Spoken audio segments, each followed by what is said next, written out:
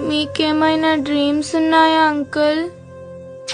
పర్లేదు అంకుల్, ఎవరి డ్రీమ్ వాళ్ళు తీర్చుకుంటే కిక్కేముంది, పక్కనోళ్ళ డ్రీమ్ తీరుస్తేనే కదా కిక్కు.